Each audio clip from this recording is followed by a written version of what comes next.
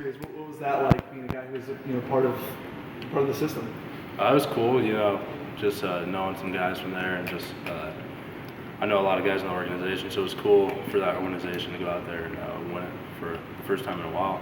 You said that a couple of those guys you were at least around when you were there. Mm-hmm. How cool was that? You knew some of those guys that were winning it. Yeah, it's real cool. Just seeing like the Edwards pitcher, seeing how far he's come. He was a lower guy that got drafted in the lower rounds, and he just making a name for himself up there. What was it like for you to watch it? I mean, you obviously rooting for the Cubs last night?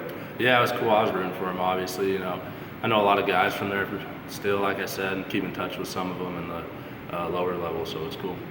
Obviously, Theo a few years ago when he got there put a plan in place. I mean, was it unique to be a part of the Cubs at that given time? I mean, the way they kind of did things or anything like that? Yeah, they were. It was cool that he gave me the opportunity to do that, and it's cool that it's still there. That if football doesn't work out, they're still holding my contract, so it's cool of them to do that. How does that kind of work out? I mean, how long do they hold that for?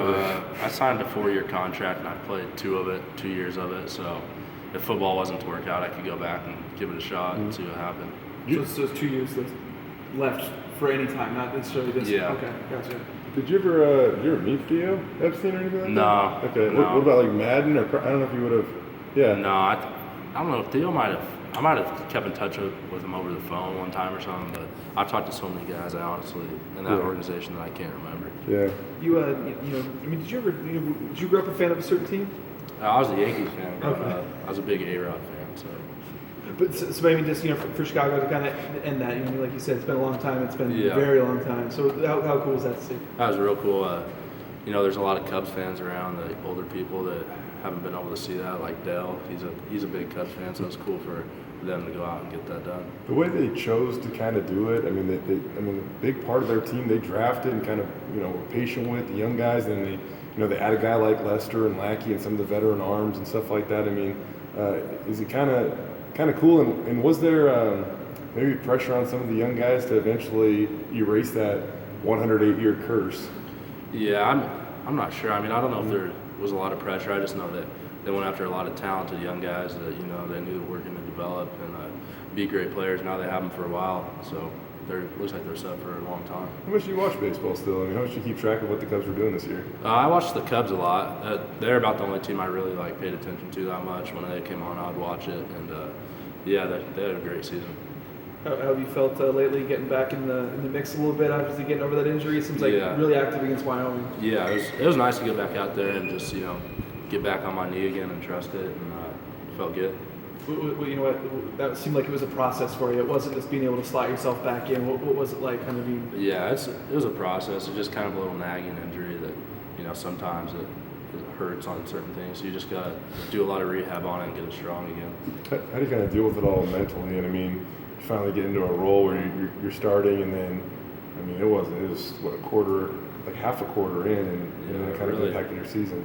Yeah, it really happened on the first play, and then I tried to play through it and just hurt it worse. But I mean, I think it's a learning experience. Everything happens for a reason, and just come back stronger. Do you remember what kind of happened there? Or?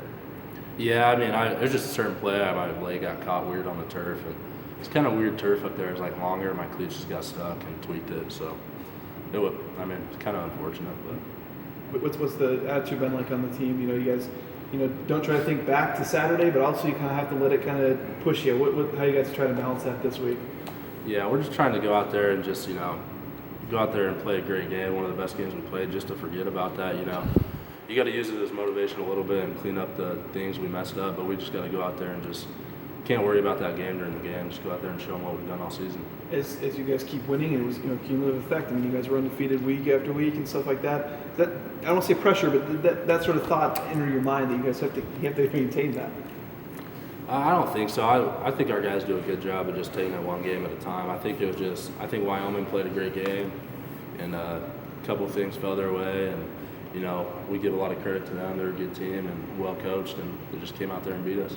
I know it sounded like last week that Coach Avalos was kind of emphasizing for you guys not just to tackle ball carriers, but try to go after the football. But on the same note, how can that impact tackling too, especially when you're going after a guy like Brian Hill?